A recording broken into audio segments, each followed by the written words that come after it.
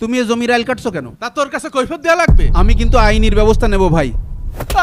এসর, তোর আইনির কোন বাপ আছে ডেকে নিয়ে যা, দেখি আমার কাছ থেকে কিভাবে জমি বের করে। এই আপনারা সবাই এখানে দাঁড়ান, আমি এই লাশ আমার জমির উপর দিয়ে নিয়ে যেতে দেবো না। আপনি পাওনাদার, এখন আপনি বাধা দিলে তো আর আমাদের কিছু করার নেই।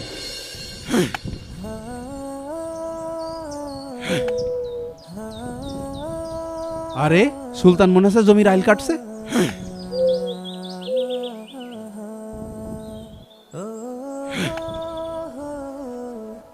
তাই তো, সুলতান আমার জমির আইল কাটছে। এই সুলতান ভাই দাঁড়াও দাঁড়াও, কি হয়েছে কি? তুমি এ জমির আইল কাটছো কেন? আমি জমির আইল কাটছি কেন তা তোর কাছে কৈফিয়ত দেয়া লাগবে? অবশ্যই কৈফিয়ত দেয়া লাগবে। প্রতি বছর জমির আইল আমি বান্ধি আর তুমি কেটে নাও, এটা কি ঠিক? তুই আমার জমির উপর আইল বাঁধিস, এই জন্যই তো আমি কেটে নিই। ভাই আমি তো তোমার জমির পরে আইল বান্ধি না, আমি তো আমার জমির উপরেই আইল বান্ধি। বিশ্বাস না হলে তুমি আমিন নিয়ে এসে মাপ দাও, মাপ দিয়ে দেখো। আমি আমিন আনতে যাবো কেন? তুই আমিন নিয়ে এসে মেপে দেখ। কিছুদিন আগে আমি আমিন নিয়ে এসে মেপে দেখেছি, আমার 22 শতক জমিতে 1 শতক জমি কম। তার মানে তুই বলতে চাচ্ছিস আমি 1 শতক জমি নিয়ে নিয়েছি? হ্যাঁ তুমিই তো নাও, প্রতি বছর তুমি এইভাবে আল কেটে কেটে আমার জমি চুরি করে এনেছো। এইবার আমি আমিন নিয়ে এসে আমার পাওনা জমি বের করে নেব। কি, তোর এত বড় সাহস? তুই আমাকে চোর বলিস? চুরি করলে তো চোর বলবই। তুমি আমার জমি মেপে দাও। শোন, আমি কোনো জমি ফেরত দিতে পারবো না, তুই যা পারিস তাই কর। হাট। ভাই তুমি কি ক্ষমতা দেখাচ্ছ? হ্যাঁ দেখাচ্ছি, তুই যা পারিস তাই কর, যা। ভাই ক্ষমতা কিন্তু চিরদিন থাকে না। শোন, আমার ক্ষমতা সম্পর্কে তোর কোনো ধারণা নেই, আমি যা ইচ্ছে তাই করতে পারি। আমি কিন্তু আইনির ব্যবস্থা নেব ভাই, কয়ে দিলাম।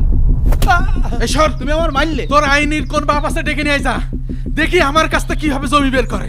ভাই আল্লাহ কিন্তু এর বিচার করবে। এই যা দিন যা।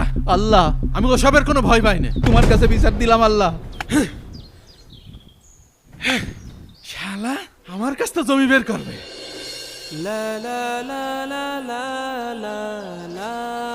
সুলাইমান ভাই, ভাই বাসায় আছেন?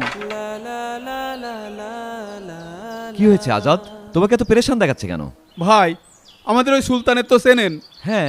আমার জমির পাশে ওর জমি। আরে হ্যাঁ, প্রতি বছর আইল কাটতে কাটতে আমার 1 শতক জমি দখল করে নিয়েছে। আজকেও আইল কাটছিল, আমি নিষেধ করতে গেছি, আমার মেয়ে রেখা দেয় দিয়েছে। ভাই আপনি একটা কিছু করেন ভাই। তুমি তো জানো ও কতটা হিংস্র প্রকৃতির লোক। এখানে আমার কিছুই করার নেই, ও যা করছে তুমি মেনে নাও। ও ভাই আপনাদের পরে ভরসা করে আসলাম, আপনারা কেউ কিছু করতে না পারলেও আল্লাহ কিন্তু দেখছে। আল্লাহ কিন্তু একদিন ঠিকই আর বিচার করবে। বঞ্চিত মানুষটার জন্য কিছুই করতে পারলাম না, নিশ্চয় আল্লাহ একটা উত্তম ফয়সালা করে দেবেন।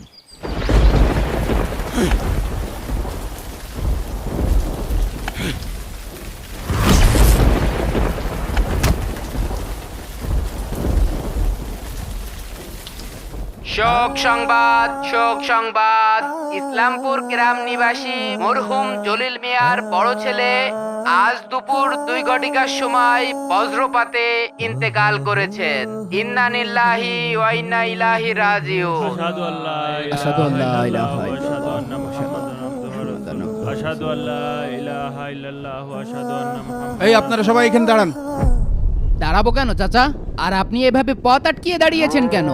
আমি এই লাশ আমার জমির উপর দিয়ে নিয়ে যেতে দেবো না, আপনারা অন্য রাস্তা দিয়ে নিয়ে যান। চাচা আপনি তো খুব নিষ্ঠুর প্রকৃতির মানুষ। আপনার একজন প্রতিবেশী মারা গিয়েছে, আপনার জমির উপর দিয়ে যাচ্ছে, আপনি বাধা দিচ্ছেন কেন? বাধা তো অবশ্যই দেব। এই লোক আমার উপরে জুলুম করেছে, আমার জমি দখল করে নিয়েছে। ক্ষমতা ও অহংকারের জোরে বলেছে পাল্লি ঠেকাতে, তাই আমি ঠেকাচ্ছি। ও ক্ষমতা দেখাক। চাচা মরার পরে কি মানুষের কোনো ক্ষমতা থাকে? আর এখন সে আপনাকে জমি কিভাবে দেবে? আপনার যদি পাওনা টাকা বা অন্য কিছু থাকে আপনি তার সন্তানের সাথে কথা বলেন। তার সন্তানেরা কেউ আমাকে জমি দিতে চায়নি, তারা বলেছে আব্বা জমি নিয়েছে, আব্বার কাছ থেকে জমি নিয়ে নিতে। হায় রে মানুষ, আপনি পাওনাদার, এখন আপনি বাধা দিলে তো আর আমাদের কিছু করার নেই। চাচা যা হওয়ার হয়েছে, সুলতান ভাই তো এখন মারা গিয়েছে, সে তো এখন অসহায়, তার লাশটা আপনি আটকেন না, তাকে যেতে দেন। আজকে আমি যেতে দিলেও কাল কিয়ামতের দিন সে যেতে পারবে না। জুলুম করে অন্যের হক মেরে দেওয়ার কারণে আল্লাহ নিশ্চয় সেদিন পাকড়াও করবেন, কারণ বান্দার হক বান্দা মাফ না করলে আল্লাহ মাফ করেন না। জমি আত্মসাৎ করার ব্যাপারে রাসূলুল্লাহ সাল্লাল্লাহু আলাইহি সাল্লাম বলেন, কেউ 1 বিঘা জমি আত্মসাৎ করলে কাল কিয়ামতের দিনে তার গলায় 7 স্তবক জমি ঝুলিয়ে দেওয়া হবে। বান্দার হক নষ্টকারী, জুলুমকারী এমন অনেক ব্যক্তি বিচারের দিনে বান্দার হক বুঝিয়ে দিতে না পেরে জাহান্নামী হয়ে যাবে। সেদিন কেউ কারোর দোষ ঘাড়ে নিতে চাইবে না, সবাই অন্যের ঘাড়ে চাপিয়ে দিতে চাইবে। তার সন্তানরা আমার জমি ফিরিয়ে দিতে চায়নি, তারা এই জমি ভোগ করবে। অথচ বিচারের দিন তার সন্তানরা তার পিতামাতার উপরেই দোষ চাপিয়ে দেবে। ওই ব্যক্তি কতই না বোকা যে অন্যের জন্য অবৈধ সম্পদ উপার্জন করে রেখে বিচারের দিনে নিজেই পাকড়াও হবে। এই লাশ আটকে রাখা আমার উদ্দেশ্য না, আমি সত্যটা বোঝানোর জন্য এটা করেছি। আপনারা লাশ কবর দেওয়ার জন্য নিয়ে যান।